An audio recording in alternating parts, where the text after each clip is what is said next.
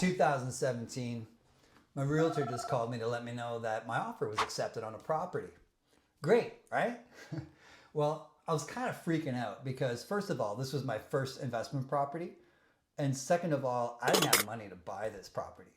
You see, 3 months prior, I joined a real estate program and I got really stoked on the idea of real estate investing. I did all the homework. I had a coach. I knew how to run numbers. And I had the confidence to actually go out there and acquire a property even without having any of the money because I expanded my mindset. I knew that I could use other people's money to acquire this real estate. So I went out on a mission to do that. And when I had this offer accepted, I was like, well, damn, what am I going to do now? I didn't have the down payment, didn't have money for the renovations, did not have money to even pay for the first mortgage payment that came out. So I had to borrow the money for the down payment.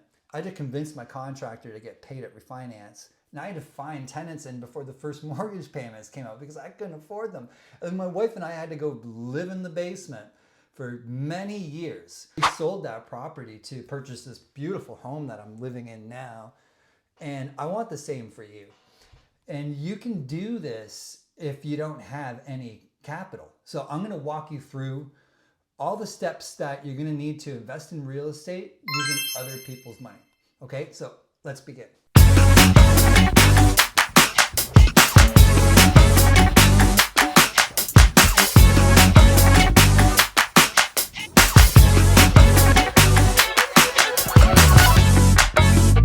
First of all, I want you to remember there's 3 things that you need to know. You need to know if you're going to raise capital, you need to know how to identify opportunities. You're going to need to know how to determine financing, and you're going to need to learn how to raise capital. So let's get right into it. The first step is identifying properties. You're going to need to potentially dig further than what's in front of you because often you're not just going to find a cash flowing property. You're going to need to create one, especially if you're borrowing money. So you can, even though there isn't a cash flowing potential in front of you, you could make it cash flowing. So you're going to need to learn how to identify a liability and an opportunity, and you're going to need to learn how to turn that liability into an asset. Maybe it's bylaws changed. Maybe you're building. Maybe you've got like a 30 unit, but now you can build a 60 unit on this property. Now, that land just increased in value. Maybe you can go to cheaper markets. Maybe opportunities aren't around you. Maybe opportunities are elsewhere. Or perhaps the opportunity is in front of you, but perhaps it's going to require more than just fixing up the kitchen and fixing up the bathroom. You might need to add another unit, right? Because adding another unit is the most, as renovations go, it's the best renovation you can do to increase the value. So identifying opportunities is number 1. If you're going to raise capital, you need to learn how to do this. Step 2 is to figure out how to structure your deal. Are you going to be using debt or are you going to be using equity? Well, what's the difference? So if you're going to be borrowing debt, basically you're doing a private lending deal with someone. You're telling them, hey, I'm going to borrow this money.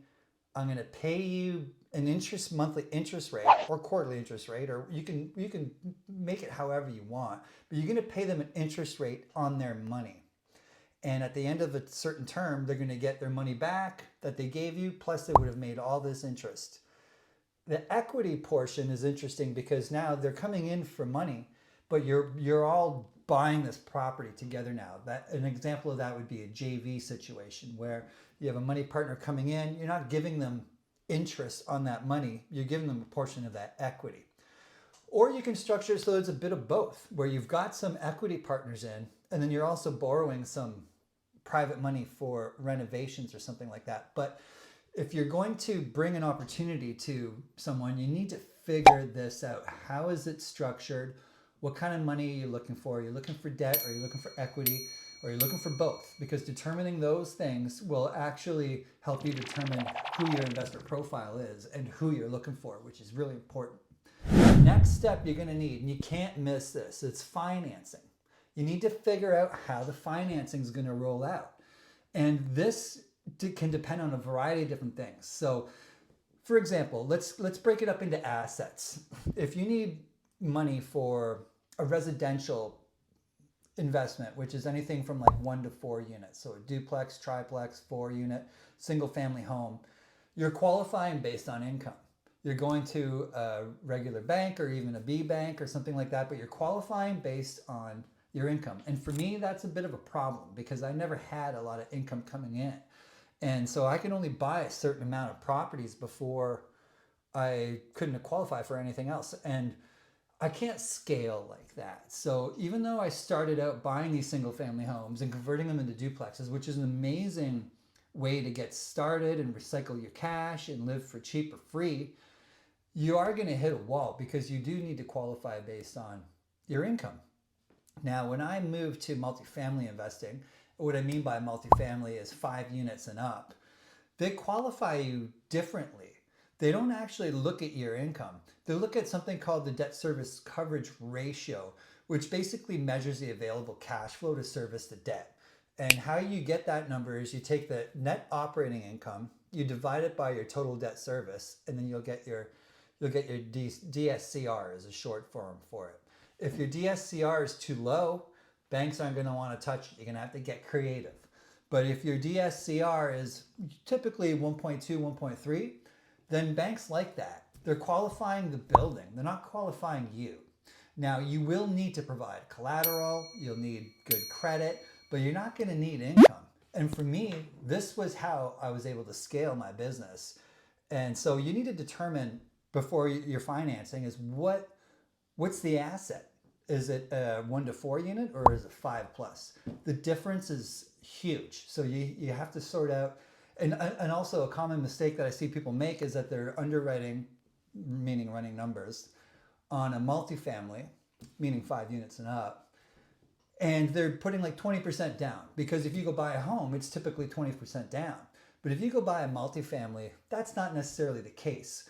Your best case scenario is 25% down, unless you're going to a CMHC mortgage, and that's a whole other can of worms. But typically, if you're running numbers, you got to start at 75% loan to value, which is 25% down. And in today's market climate, you are probably looking at more like 30 or 35% down. So assuming you're only going to have to put 25% down is probably not conservative. You should probably consider 30 or 35% down. And then, hey, if you're pleasantly surprised, that's awesome. But you got to prepare for the worst case scenario. And speaking of worst case scenarios, if you're looking at a property, let's say you're looking at a 6 unit and the market rents are really low, you're going to have a problem having a bank give you a mortgage on that because the debt service coverage ratio is lower than their threshold, meaning that you're going to have to lift up those market rents, meaning you're going to have to do some sort of renovation or something to get that going.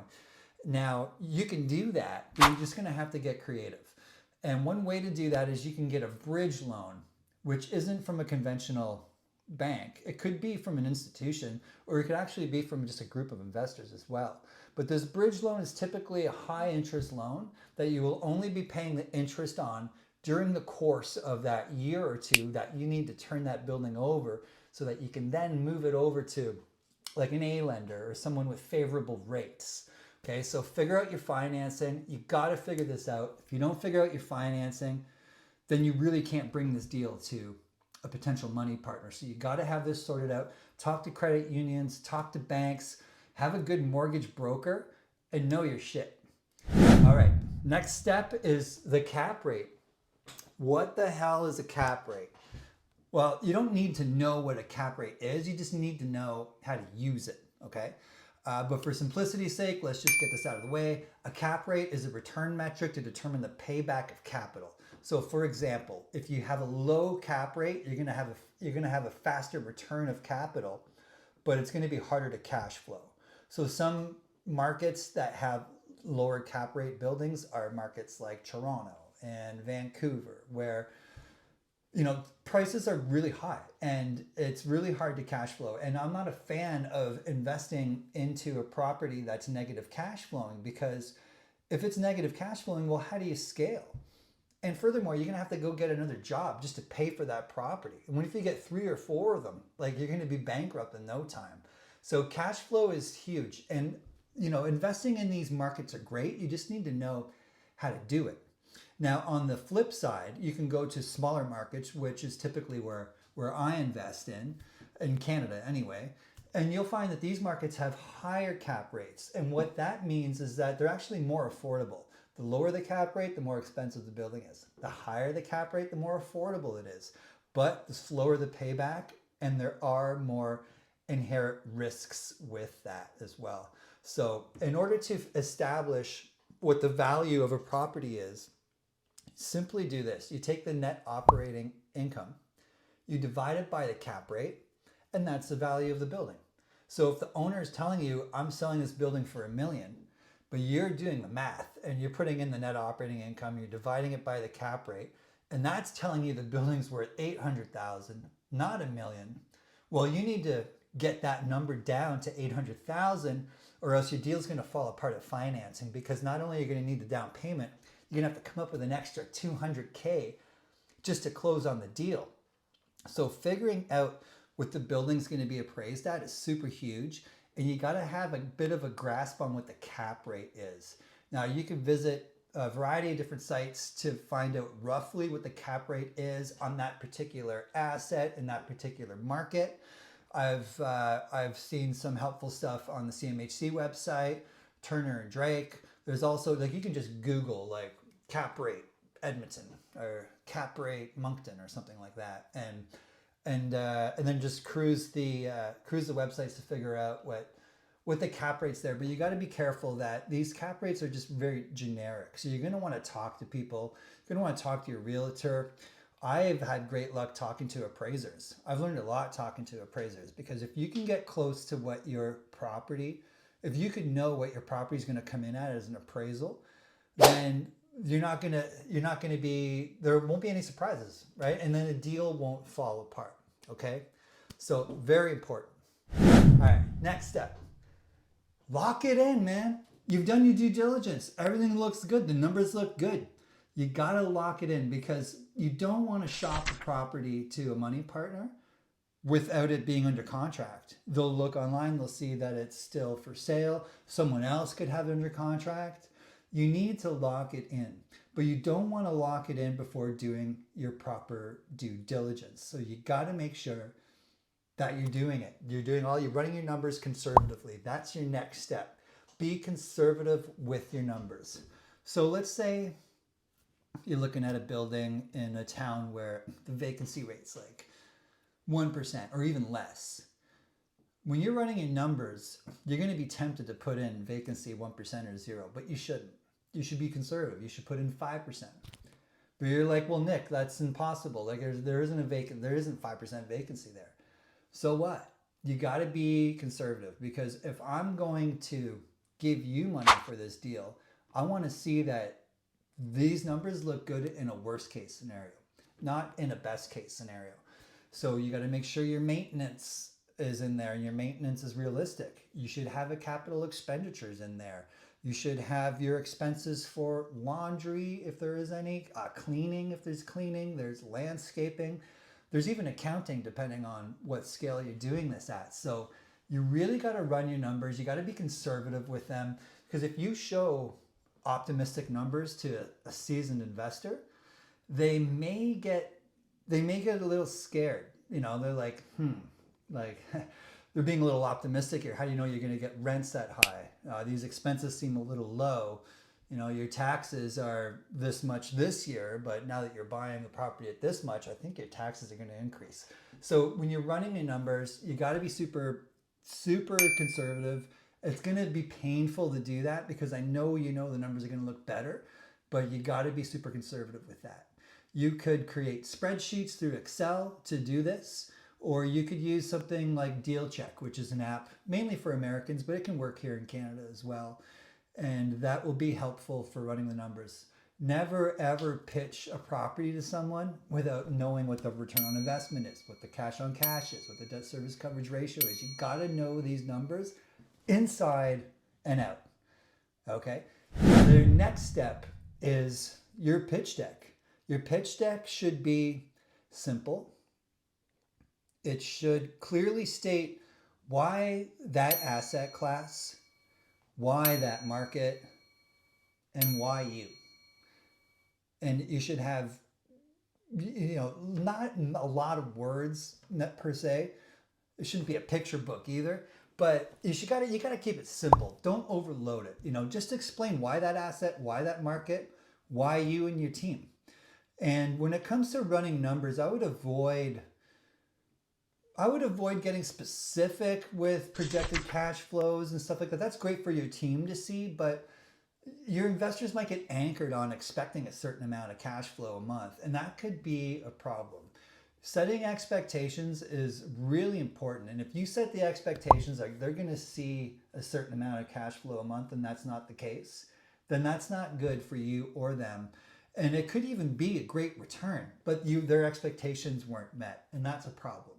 So when it comes to the pro forma, when it's investor facing, I would leave the numbers to the bare minimum. Tell them what you're projecting. And you would have done your due diligence on that side. So if you think you can get someone 20% ROI year over year, then maybe just state that. And then you can leave your spreadsheets and stuff like that to just you and the team. If someone wants to see it, obviously they're welcome to see it. But I'm just trying to, avoid setting the wrong expectations here. And all you really need to do is explain why that market, why that asset, and why your team. And if you can, and never ever guarantee returns, but if you know that the returns are going to be great, then that should be good enough to lock it in. If they want to see something else, then go for it. But for me, I think the biggest reason why seasoned investors will want to invest with you is because of your team. And this is the last step, and this is very important that you remember this. Your team is you are why people are going to want to invest with you. Sure, the numbers might look great, the returns are awesome, but who are you? And furthermore, who's on your team? If I were to ask you, I'm like, hey, there's a lot going on in real estate. You're running numbers, you're looking for insurance, you got to find a property manager, you got to know wholesalers, realtors, you're looking all over the place. You got to know how to create a corporation, you got to draw up a JV deal, you got to close, you got to asset manage, which is huge. Asset managing is so hard to do. It's so involved. You got to track the numbers, renovations, people turning over. You got to keep track of everything. You got to reconcile with the bookkeeper. So when I ask you who's on your team and your answer is you, that's a concern for me, because now you're wearing every hat, and there's an inherent risk with that. Are you the best person to be drawing up the JV deal? Are you the best person to be looking for insurance? Are you the best person to be reconciling the books with the bookkeeper? And how are you doing all of those things? And could someone be doing it better? Odds are, if you're doing all those things, odds are that you could have a team that could be doing it better. So I would choose your team wisely. And I would just be cognizant of that. If it's just you, then perhaps, you might have a lone wolf mentality. Perhaps you need to expand your mindset and consider bringing on a partner to your team, because it's not about 100% of the deal. For me, it's about lining up my day. How do I want my day to look like? Do I want to be running over to the house because there's a clogged toilet? Do I want to be putting in the floors in this property? To me, that's working in your business. I could be scaling my business by having other people do those things, and then I'm just simply scaling my business. I'm acquiring more properties. I can't be acquiring more properties if I'm doing all those things. Okay, so this is very important, and that you understand how to identify opportunities, how to determine the financing, and how to raise the capital. Those are very important things. I just walked you through how to do all those things, the due diligence, the financing, how to structure the deal. Hey, if you like this video, let me know by hitting the subscribe button. Come back and watch more of my videos. You could also follow me on social media. And of course, you can subscribe to my monthly newsletter by visiting nickscalcos.com. Thanks a lot for joining me. I'll see you next time.